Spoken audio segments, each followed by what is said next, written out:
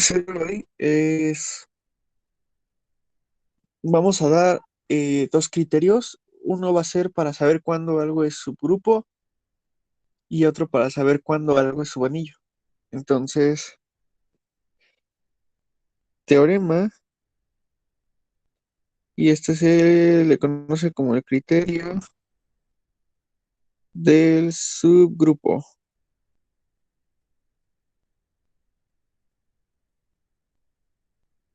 Entonces, el criterio del subgrupo dice,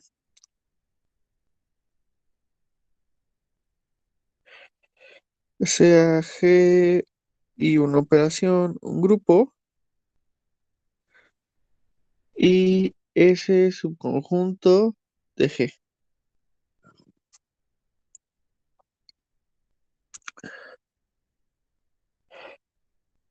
Decimos que ese es un subgrupo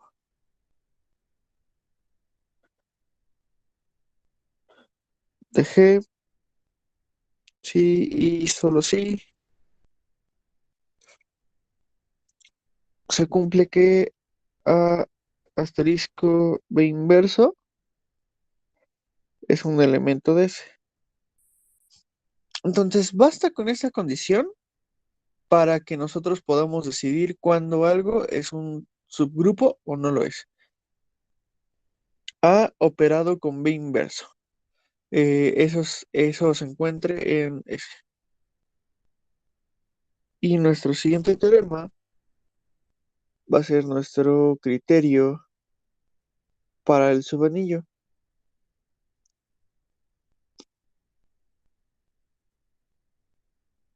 Entonces, teorema,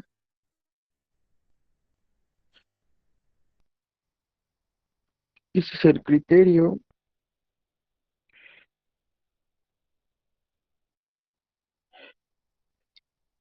dado a que los subanillos, o bueno, más bien los anillos,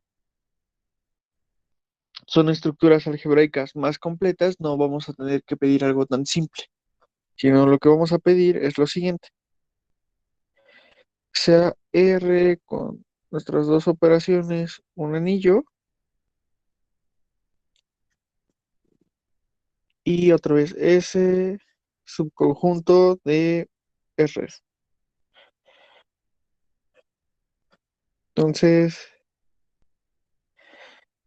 decimos que ese es un subanillo de G, sí, y solo si lo que vamos a pedir es que eh,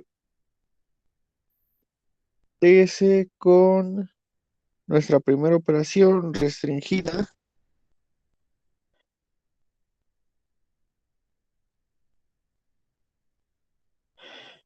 sea un subgrupo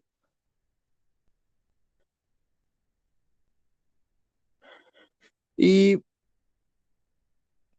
bolita restringida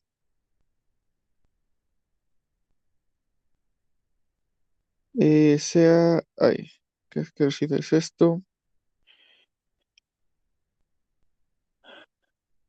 Sea cerrada en S. Entonces necesitamos estas dos condiciones. Que S con asterisco restringida en S sea un subgrupo. Ya arriba tenemos el criterio de cuándo saber si algo es un subgrupo o no. Y la segunda operación restringida sea cerrada en nuestro conjunto. Eso es lo que necesitamos pedir. Ojo, ay, ¿puedo cambiar de página? Un momento nada más, por favor. Un rato.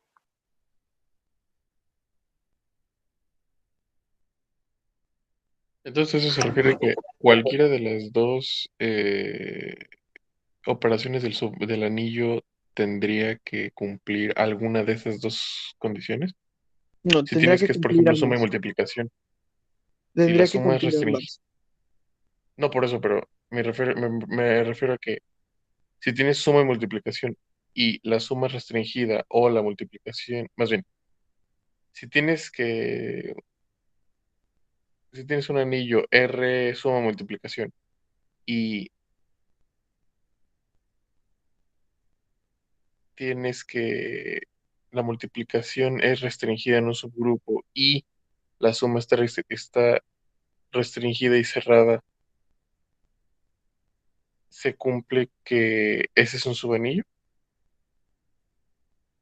A ver, suponiendo ¿lo que puedes ese es un repetir? Sí, sí, sí. A ver, si tienes, bueno, en este caso, R suma multiplicación y un anillo, que sea, tienes R suma multiplicación como un anillo y ese es un subconjunto de R. Para que ese sea un subanillo de G, a ver, no Ajá, entiendo. S con la suma, por ejemplo, restringida, tiene que ser un subgrupo y, y la multiplicación restringida es cerrada en S. ajá. Y con eso ya Entonces tienes que decimos que eso es. es un subanillo.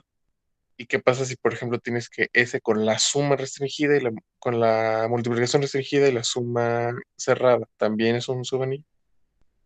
O sea, no importa, No, finalmente no importa el orden de las, no sí, importa sí, sí el, importa porque tú tienes un anillo. Entonces, sabes que con tu anillo tu primera operación es un grupo abeliano y con la segunda sí, operación tú solo sabes que asocia. ok, Entonces, si entonces, resulta que tu segunda operación es un subgrupo, pues entonces, ¿qué onda, no? Porque tú solo sabes que tu segunda operación asocia. Entonces algo perfecto, ahí está mal. ok. Y A asterisco B inverso, simplemente tomas dos elementos, A y B, en, en S, y te fijas que al operar A con el inverso de B, eso sí se quede en tu conjunto S.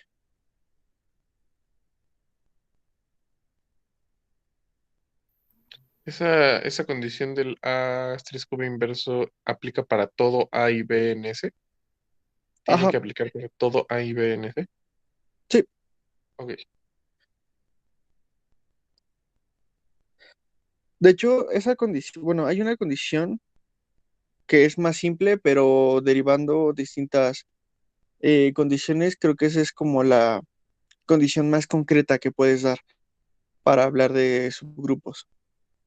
Cuando hablamos de subgrupos o subestructuras, hablamos de estructuras que tienen la misma forma que la estructura original. Es decir, que un subgrupo en realidad también es un grupo y que un subanillo también es un anillo.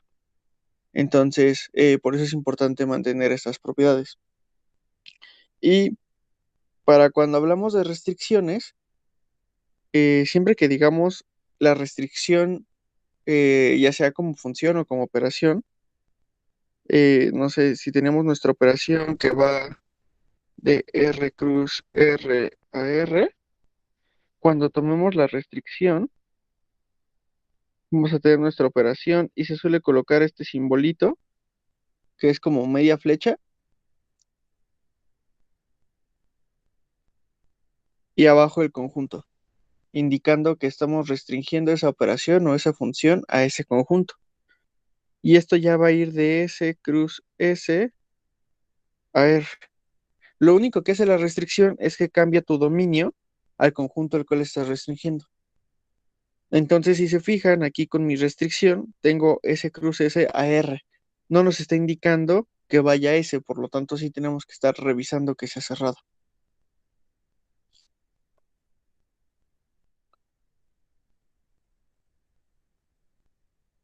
Entonces así, lo que te dice el criterio del subanillo es que pues si tú tomas S con asterisco restringida a S y bolita restringida a S, pues tienes que tener que S con asterisco restringida es subgrupo y S con bolita restringida es cerrado. No, eso es lo que pide. Ok.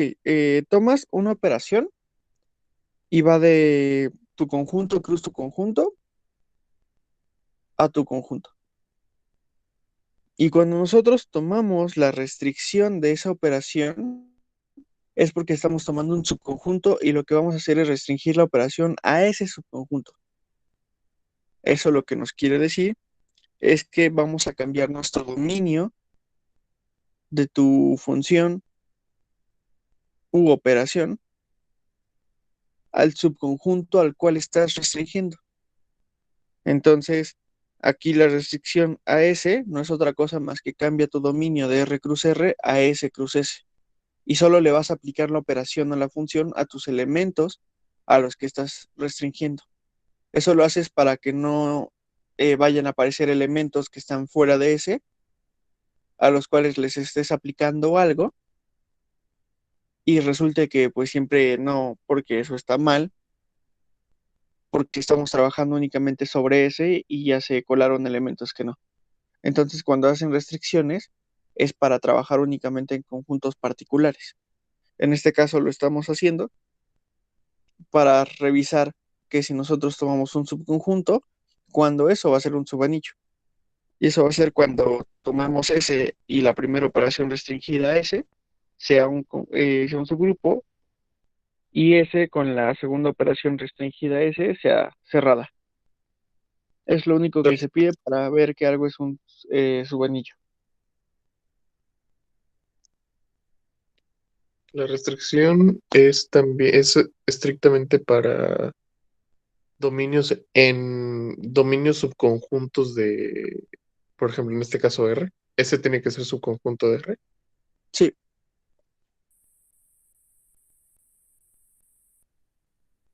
sí, solo puedes restringir a subconjuntos.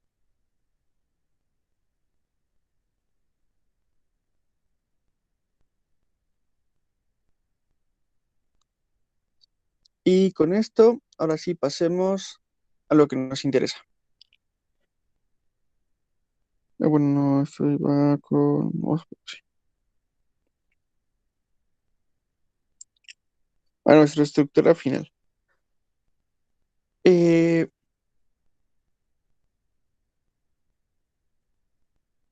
si tiene inverso multiplicativo para todos, es lo que vamos a ver ahorita.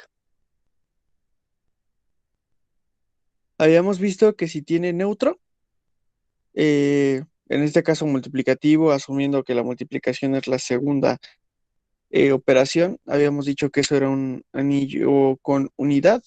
Y justo ahorita viene la cuestión de qué pasa cuando tienen inverso respecto a la segunda operación. Entonces, los campos son muy importantes en las mates. ¿Por qué? Básicamente los campos son un objeto de estudio para el álgebra abstracta, ya que nos ayudan a construir distintas estructuras, ¿no? Estas son estructuras algebraicas de cierta forma. Los campos nos van a ayudar a construir otras estructuras. Por decir algo, podríamos hablar de las matrices, que son las que están viendo con Carlos, los espacios vectoriales, los conjuntos de polinomios.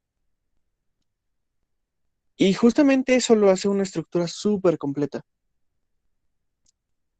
Y al ser tan completa, notarán que se suele exportar el conocimiento que vamos obteniendo de los campos a otras ramas, como puede ser el cálculo, el análisis. Entonces, por eso son tan importantes. Cumplen tantas propiedades que la hacen tan completa que gracias a esas propiedades y al exportarlo a otras ramas, es que las cosas se comportan de esa forma. Y pues para poder hablar de campos necesitamos hablar de o dar su definición.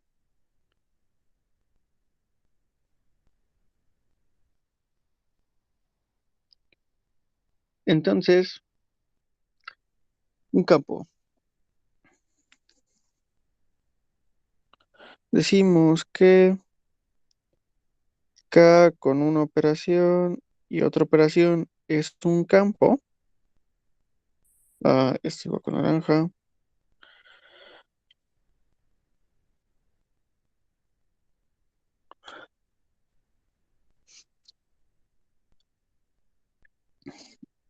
sí, tenemos que K con nuestras operaciones es un anillo conmutativo con unidad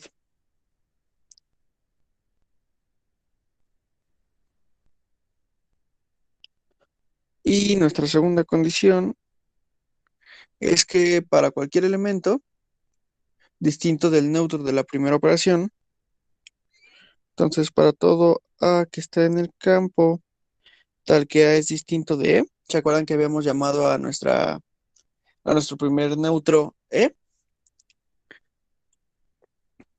Tiene inverso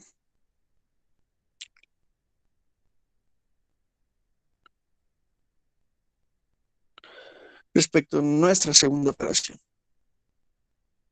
que es justo lo que mencionaba José Ángel, ¿no?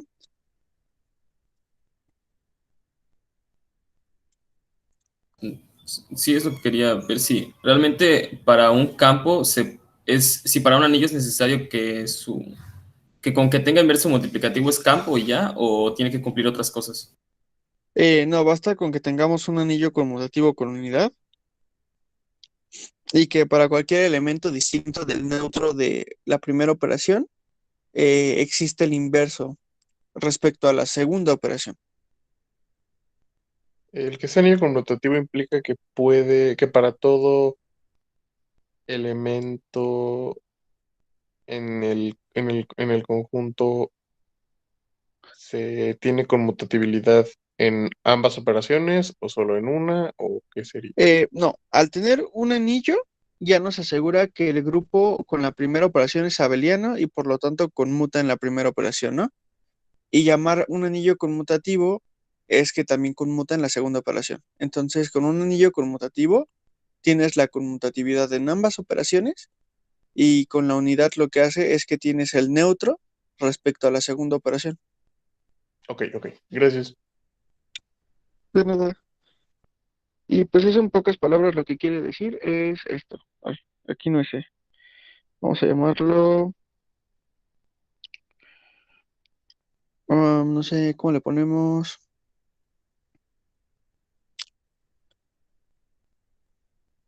F, por decir algo, ¿no? Donde F es el inverso. Digo, donde F es el neutro de la segunda operación. Como observación, usualmente, pues suelen llamarle cero de K igual al neutro de la primera operación y el uno de K igual pues a tu neutro de la segunda operación. Sí, o sea, usualmente le llaman 0 y uno, que es lo que conocemos, ¿no? El cero como neutro aditivo, el uno como neutro multiplicativo. Entonces, solo le ponemos el subíndice para indicar que van a ser nuestros ceros o nuestros unos, o sea, que se comportan de esa forma para nuestro campo K.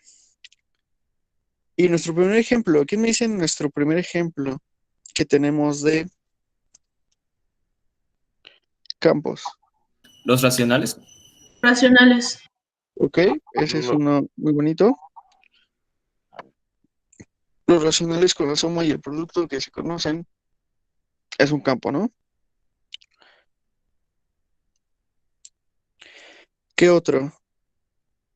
Los reales y complejos. Exacto, ¿no? También los reales. Y de hecho este es el más usual.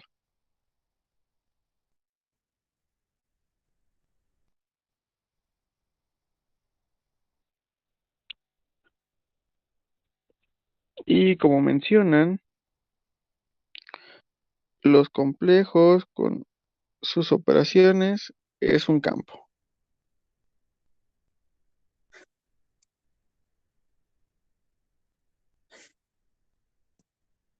Y entonces, un dato súper curioso que no vamos a estar trabajando aquí, pero es que de los reales a los complejos se llama extensión de campo.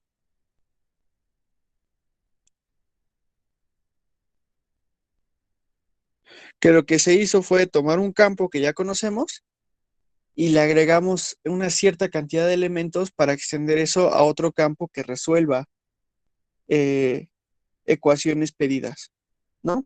En este Eso caso, ¿cuál es también, la ecuación que completa o que se resuelve al agregar el elemento i en, en R? raíces X negativas. cuadrada más 1 más igual a 0. Ajá, ¿no? O sea, sabemos que en R esto no se puede resolver. Y entonces lo que se hizo fue agregar un nuevo elemento a R para que esto tuviera solución. Entonces se agrega ese elemento y se hace una extensión del campo anterior a un nuevo campo que sí la resuelva. Ese también fue, así también se creó a los números reales a partir de los racionales. Y hay un conjunto que está entre los reales y los racionales que se llaman los conjuntos algebraicos. Entonces, los conjuntos algebraicos son campos. ¿Qué es un conjunto algebraico? También es una extensión, que lo que se hace es que se toman a los racionales y se les agrega una solución de un polinomio. Un claro ejemplo, y creo que de hecho hasta viene en su tarea, va a ser tomar a q raíz de 2, porque raíz de 2 es irracional, y esto va a ser, no va a ser otra cosa más que los a más b raíz de 2, tal que a y b están en q, que si se dan cuenta tienen la misma estructura de los imaginarios, porque los imaginarios o los complejos son a más b i. Entonces aquí vamos a llamarles a más b raíz de 2. Y este es un conjunto algebraico que se le agregó la solución de un polinomio. Así podemos ir Sí. agregando eh, uno por raíz y vamos a tener pues tantos conjuntos algebraicos como por raíz. ¿Qué fue lo que pasó? Que se dieron cuenta que hay números que no están en los conjuntos algebraicos, que sí están en los reales, como por ejemplo, pues pi, eh,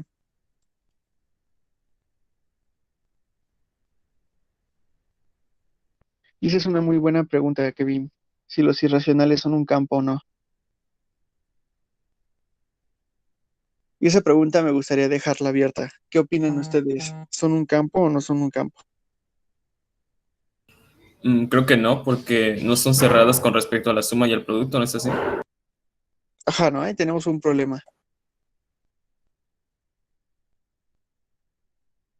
¿No? O sea, tenemos, al menos con las operaciones usuales, que serían la suma y el producto usual que todos conocemos, no serían un campo.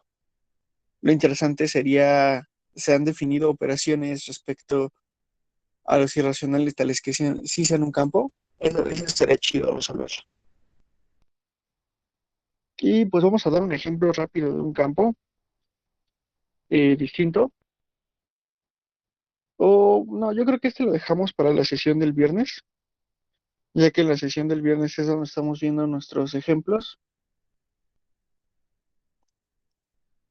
Eh, para que terminemos toda esta parte de la teoría, que es como lo más bonito. Y los conjuntos algebraicos son súper chidos, ¿no? Es lo que les puedo decir. Se dejaron de estudiar, obviamente, porque no tiene sentido estudiar a los algebraicos si tienes a los números reales, que son más completos, pero en su época fueron un hit gigantesco. Como en su tiempo, no sé, eh, Rock DJ. Entonces, teorema.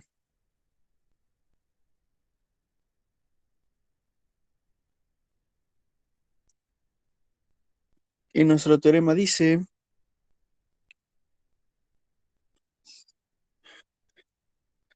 sea K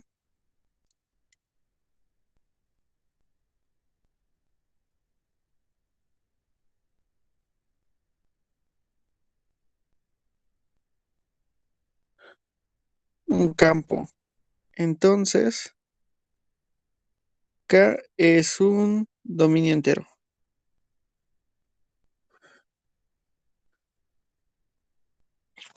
Entonces, cada vez que tengamos un campo, podemos asegurar que eso es un dominio entero. Y acuérdense que la condición de dominio entero es que si A, B es igual a cero, esto va a pasar si, solo si A igual a cero o B igual a cero. Y vamos a hacer la prueba.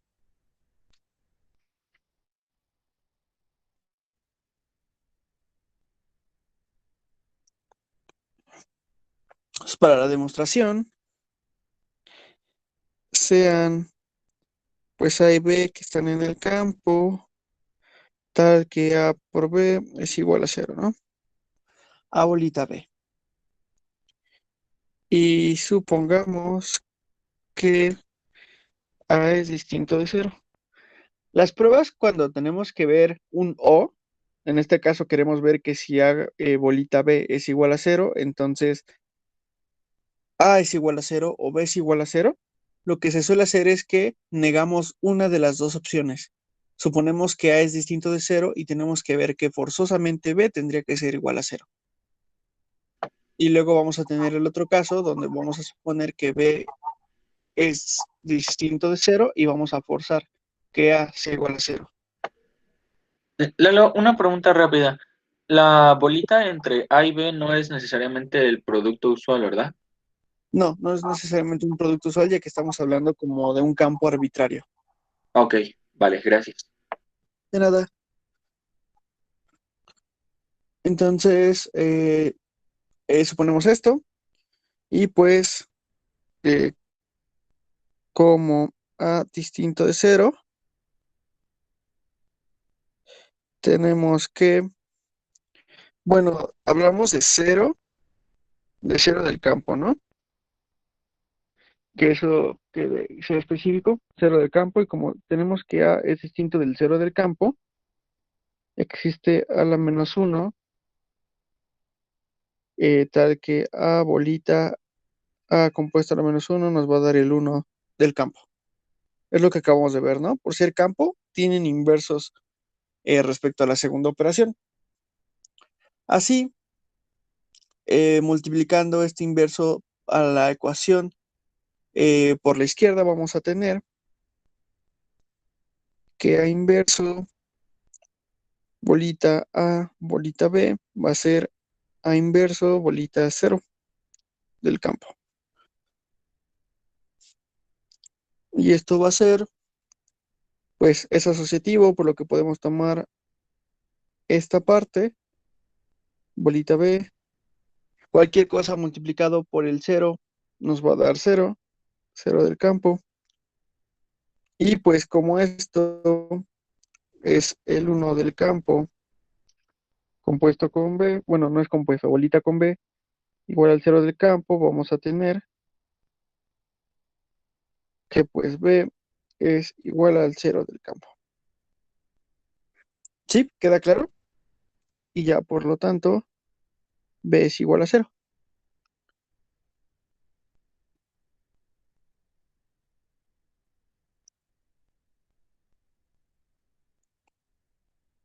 ¿Queda claro este caso? Sí. A mí no me queda muy claro bueno, ¿a qué te refieres con el cero del campo? O sea, al neutro de la primera operación. Ah, de lo que habías dicho antes de que 0 de K y 1 de K. Ajá, exacto, ¿no? El 0 es el Ah, neutro de la primera operación y el 1 es el neutro de la segunda de la segunda operación. ok, vale, gracias. Ya solo los estoy colocando de esa forma para que les sea como un poco más familiar los términos. Y entonces pues vamos a agregar otra hoja y vamos a hacer el otro caso. Ahora pues sea B distinto de 0. Y por el mismo argumento va a existir B inverso tal que B inverso compuesta con B, bueno, más bien operado con B respecto a la segunda operación va a ser el 1 del campo. Y así, multiplicándolo esta vez por el lado derecho, vamos a tener que A bolita B inverso va a ser 0 del campo, bolita B, ay, me equivoqué de B, la costumbre, B inverso. De nuevo, asocia, porque vamos a tener que A operado con B inverso va a ser igual al 0 del campo. Esto va a ser A operado con el neutro de la segunda operación. Y pues por ser el neutro vamos a poder concluir que A va a ser el 0 del campo. Y ya. Por lo tanto vamos a tener que A es igual al 0 del campo o B es igual al 0 del campo. Y por lo tanto K es dominio entero.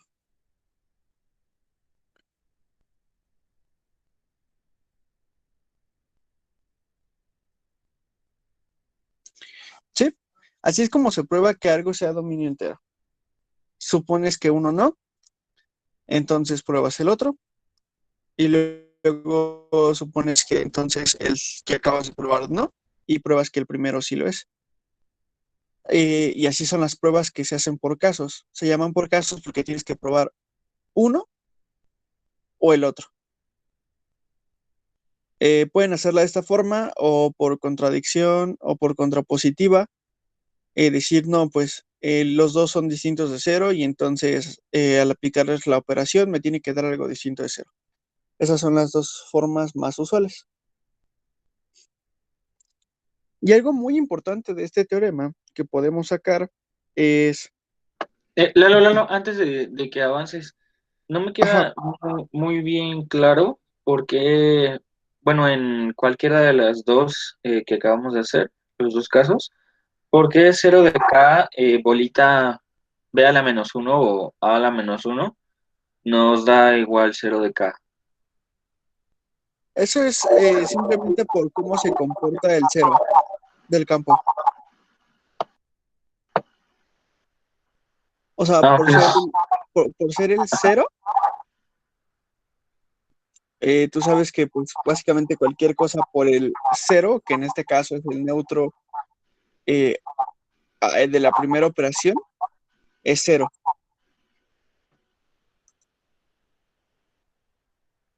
ok, O ok, sea, eso creo es que por sí. el comportamiento del elemento.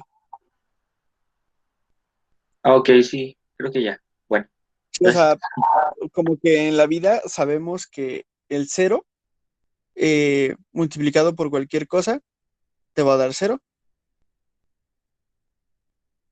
pero que si se lo sumas a cualquier cosa te va a dar la cosa, ¿no? O sea, es parte del comportamiento de nuestro elemento de la primera operación. Es que tenía esa duda justamente porque, como dices que la bolita no es el producto usual, por eso me quedé como, ¿y entonces por qué sale 0 de K? Sí, siempre el neutro de la primera operación tiene ese comportamiento. Ah, ok, bueno, Sí, o sea, siempre funciona así tu elemento neutro. vale, gracias. Y una observación súper bonita de este teorema es que el recíproco no es verdadero, ¿no? O sea, el recíproco es falso.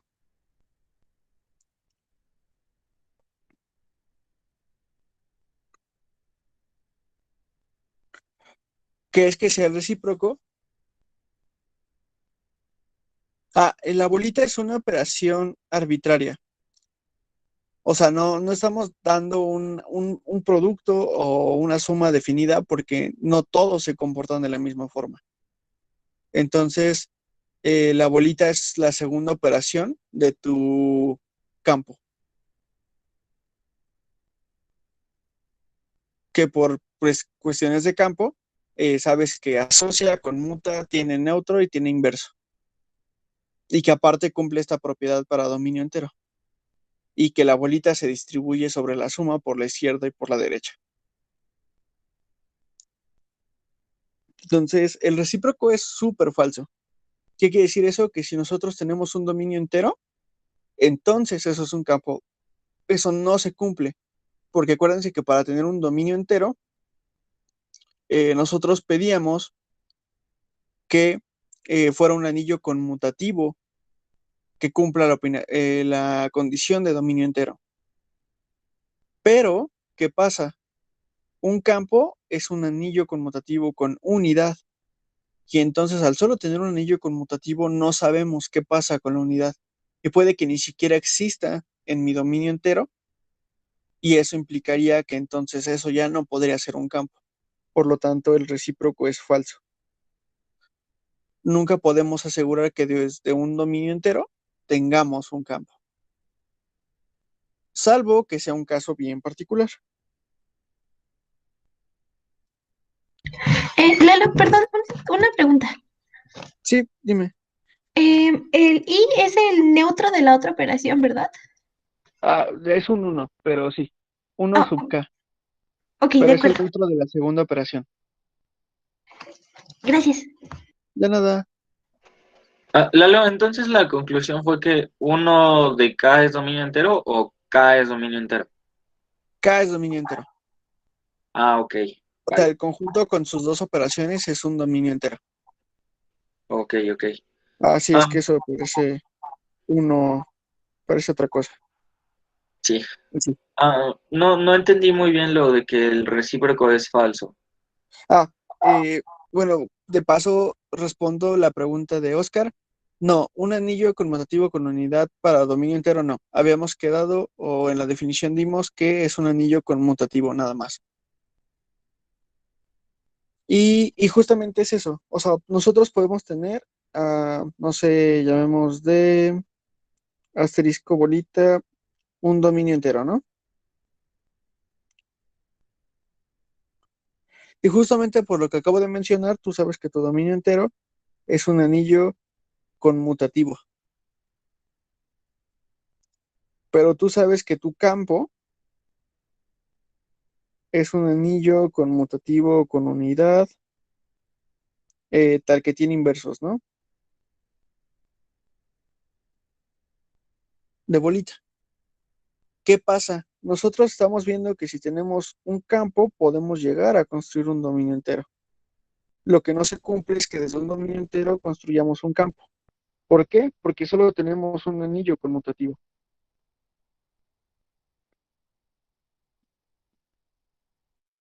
Y que sea conmutativo Ok. no nos dice nada sobre los inversos, o digo, sobre la unidad, es decir, el neutro de la segunda operación. Puede que el neutro nunca exista, entonces por eso es que desde un dominio entero no podemos llegar a un campo, porque no tenemos información sobre una, el neutro para la segunda operación, y pues si no tenemos neutro de la segunda operación, mucho menos vamos a tener inversos.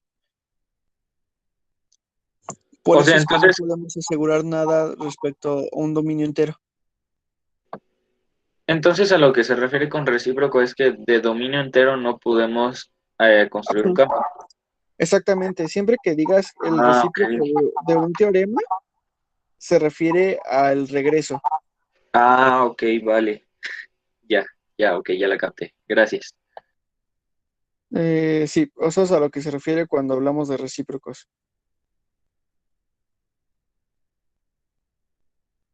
Siempre que les digan el recíproco de este teorema, se refiere al regreso del teorema. ¿No?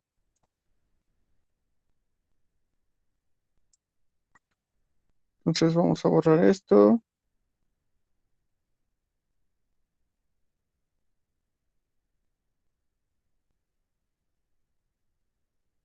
Y eso solo va a ser válido en un caso particular.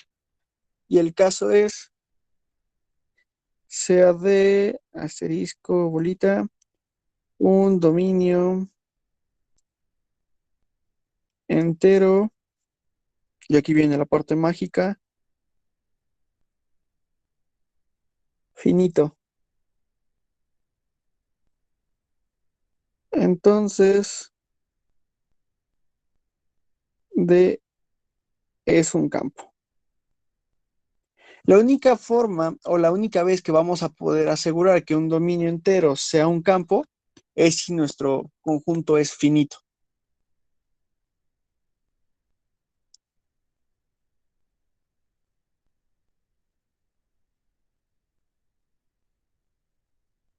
¿Sí? ¿Queda claro? Sí. No voy a hacer la prueba de este teorema porque está algo engorrosa para el nivel, ya que se suele hacer en teoría de números para hablar de los conjuntos ZPs que ya les había mencionado, y tenemos un apéndice en las notas de eso por si alguien tiene la curiosidad. Eh, y básicamente se basa de a partir de un conjunto finito construir el inverso. Y ahora sí, prepárense, se viene nuestra última definición de esta parte. Lalo, Sí, una otra pregunta. ¿A sí, qué no te te preocupes. refieres con dominio entero finito? Que la cardinalidad del conjunto sea finita. Ah, ok, vale, gracias. Sí, o sea, justamente cuando hablo de que un conjunto, o sea, siempre se refiere a conjuntos finitos, es que su cardinalidad sea finita. Entonces, si tenemos un dominio entero que tenemos una cantidad finita de elementos, en ese momento vamos a poder decir que esto es un campo. Y definición. Sea K, asterisco, bolita, un campo,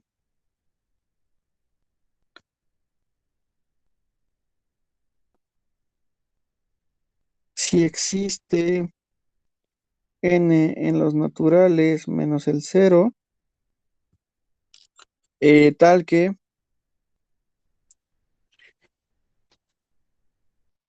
a asterisco, asterisco a igual al cero del campo n veces,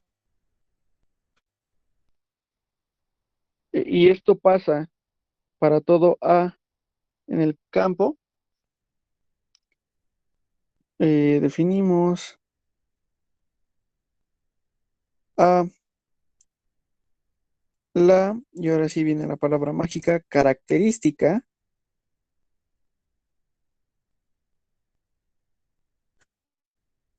Bueno, la característica de K como el mínimo, es decir, bueno, el mínimo de estos n's. Es decir, n va a ser igual, ay, me faltó el mínimo. El mínimo de los n's tales, bueno, n's en los naturales menos el cero, tal que ha aplicado n veces es igual a cero del campo para todo A en este. Sí, la característica es cuántas veces tenemos que sumar un elemento para que nos dé cero en el campo.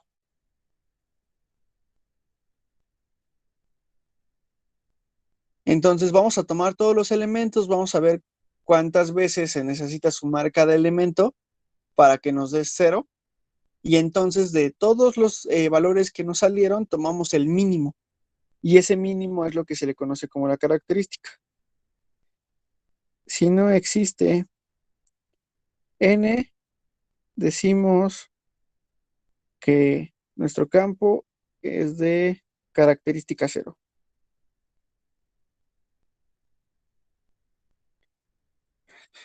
¿Sí? Podemos pensar primero en los reales. En los reales, ¿cuántas veces hay que sumar? Sí, claro. Se me olvidó poner que es para todo menos, pues obviamente el cero del campo, porque es a lo que queremos llegar.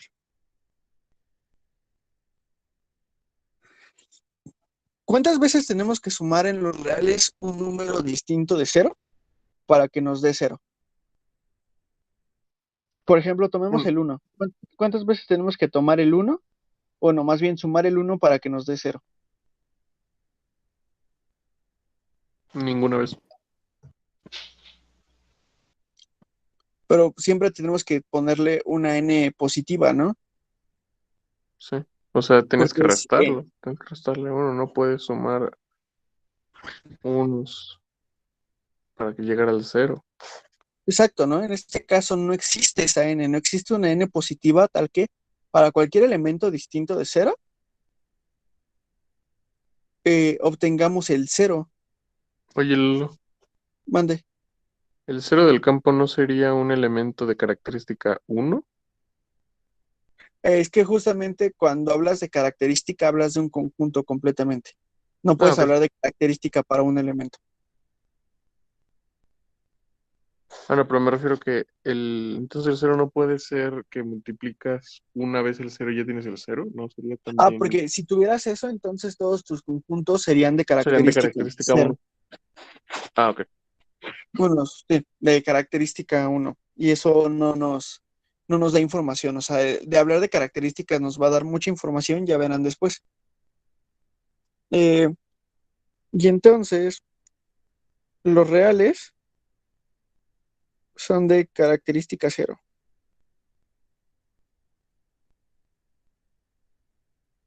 ¿Por qué? Pues porque nunca vamos a poder encontrar ese natural como acabamos de ver o acabamos de mencionar.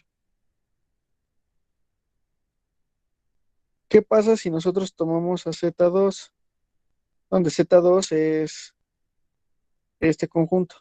¿Se acuerdan del conjunto Z4?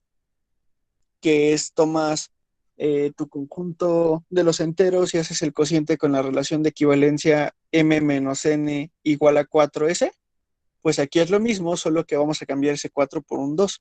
Entonces va a ser el cociente de los enteros tal que va a ser n menos m, bueno, m menos n igual a 2s para s en los enteros.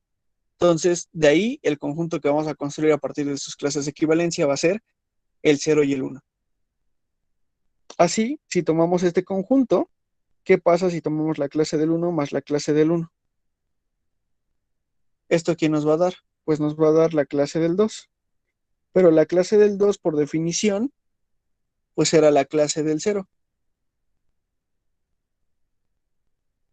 Porque tenemos que 2 y 0 se encuentran en la misma clase de equivalencia. Y de esta forma, tenemos que para nuestro único elemento distinto del inverso de la primera operación, es decir, de la clase del 0, vamos a tener que necesitamos sumar 2 veces el elemento restante para que nos dé 0. Por lo tanto, vamos a tener que este conjunto es de característica 2. No entendí bien eso. Es porque no hemos visto como tal al conjunto Z2, pero el viernes que nos veamos en la tardecita, vamos a trabajar más este conjunto. De hecho, vamos a probar que es dominio entero, como spoiler.